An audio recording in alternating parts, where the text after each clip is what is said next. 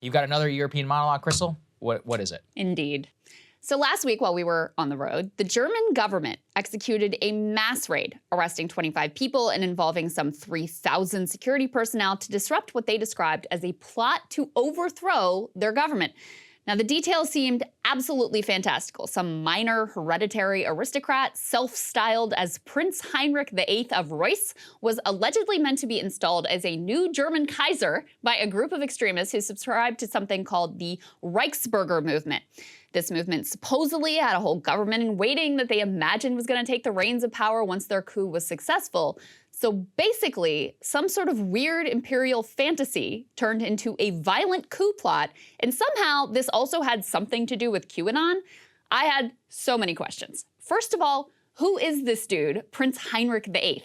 Well, here's the official photo that everyone seems to be going with. You've got glasses, receding hairline, earlobe-length gray hair, blue eyes, staring into the camera with a sort of self-satisfied look, attired in paisley tie, paisley pocket square, and a window pane tweed jacket. In other words, if I pictured elderly fake German prince in my head, this is pretty much exactly what my mind might generate. And apparently the man really loved this beige tweed jacket with red window pane pattern because he was wearing it for his arrest photo as well, as you can see here. This time paired with a blue shirt, open at the neck, and sienna-colored corduroy pants.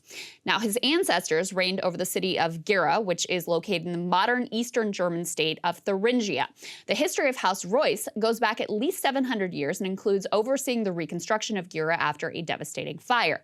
The family's roots in Thuringia end up being kind of significant because this is also the area where the far-right AfD party has found the most traction and has been somewhat of a hotbed of the Reichsburger conspiracy movement. The fake prince's family, well, they had already disassociated themselves with him due to his political beliefs. This summer, a spokesperson for the House Reuss said, quote, "I am afraid that he is now a conspiracy theorist, a confused old man." This distancing might have been due to a poorly received speech at the World Web Forum in Switzerland that was titled "Experience the Rise and Fall of the Blue-Blooded Elite," in which he peddled his conspiracies with some anti-Semitism thrown in for good measure. Gotta give it to this guy, he is always on brand. So Heinrich VIII was still able, however, to operate a successful business as a high-end real estate broker in Frankfurt. That was the location of his arrest. He split his time there in Frankfurt and between a hunting lodge in his ancestral homeland, sort of small castle fortress-looking place. The New York Times described it as crenellated, which apparently is what those prototypical castle-looking walls are called. It was here that he allegedly plotted the now aborted coup, and this lodge also offers a clue as to how the fake prince went down the extremist rabbit hole. He and his family members have been engaged in a variety of lawsuits against the state of Germany to reclaim their family's former land and property holdings, to include this hunting lodge. All of these holdings were nationalized by the Soviets. These lawsuits were mostly unsuccessful, and in the end, he was actually forced to buy back the family's ancestral hunting lodge, which had been serving as a state-run hostel.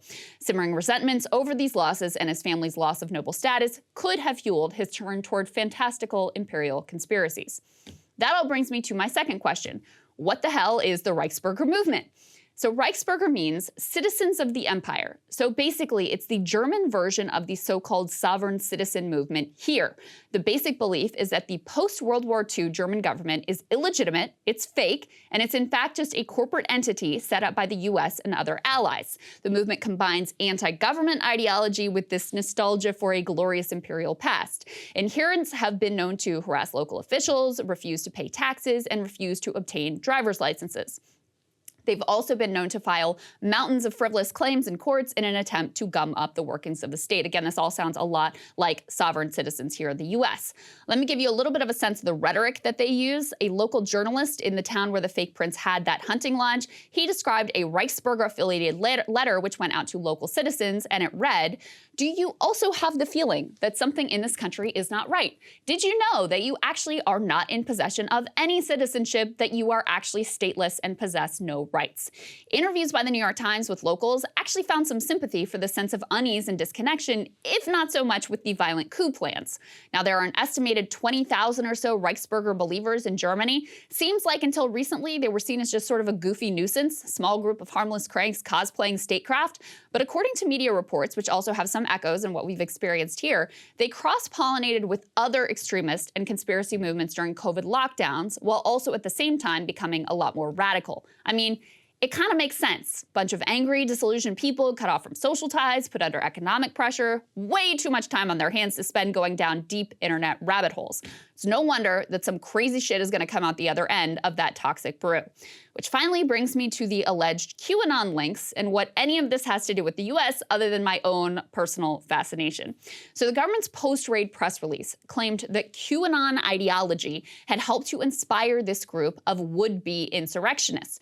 But most of the reporting I've seen on this link is actually kind of vague. I'm not saying it's not there, but based on what I've been able to glean in my rather obsessive internet research, it's mostly that all of these fringe, radical, and conspiracy movements have intermingled online. It's a sort of choose-your-own-adventure of global cabal plots, where everyone feels like they have access to some secret special knowledge, that they're part of a group of global truth hunters putting together the pieces of a forbidden puzzle. Just as here in the US, QAnon mixed with anti-lockdown protests, mixed with Stop the Steal, mixed with Proud Boys, mixed with Oath Keepers, etc., etc. And I guess to me, that is really the most interesting part. How do you end up, for example, storming the Capitol on January 6th, genuinely believing you are acting as a patriot? Or dedicating your life to the nonsensical musings of the 8chan administrator who was pretending to be some deep government insider previewing an inevitable coming storm? Or how do you end up planning intricate details of a plot to reestablish the Kaiser from the hunting lodge of a self-styled aristocrat? Well, I would guess to say it's pretty complex. But researchers say that people who are suffering some sort of identity crisis, they tend to be more vulnerable to conspiratorial or extreme ideology. That identity crisis could be triggered by, let's say, an influx of refugees that cynical politicians warn will upend your culture and destroy your way of life. Could be triggered by a personal financial calamity of the type that befell millions during the Great Recession. Could be triggered by a pandemic that cuts you off from your work and your social outlets. Research, in fact, shows that financial crises from the 1870s on, they have consistently triggered surges in right-wing authoritarian movements. There is some indication that the Reichsburger movement has preyed on those facing evictions and facing financial struggle. Believers tend to be older single males who are socially isolated. It also jumped out to me right away that these fringe and far-right movements in Germany are concentrated in former East Germany, where the economy has lagged and many are nostalgic for the communist pre-unification era. Every year, the government actually produces an annual report on the status of German unity. In 2019, that report found that 57% of citizens in Eastern Germany felt like second-class citizens. Just 38% of those asked in the East see reunification as a success, including only, get this, 20% of people under 40. That is a stunning statistic. It would appear that the promised capitalist dream has failed to materialize for East Germany, just as it's failed to materialize for a lot of people right here. At the same time, it has stripped local communities bare, turned us from connected citizens into atomized consumers, and subjected us to financial crises that plunge our societies into these sort of doom loops, thus preparing fertile ground for desperate conspiracies to grow and burst from online chat rooms right into the real world. The truth is, the real plot against the people, it's out in the open for all to see. You don't need a conspiracy theory, a system that puts profit over people and corporate power over democratic power. And I fully support a peaceful revolution to overthrow that system. I know you are a student of history. Yeah. I know you found this all very interesting as well. So what do you make of this whole thing?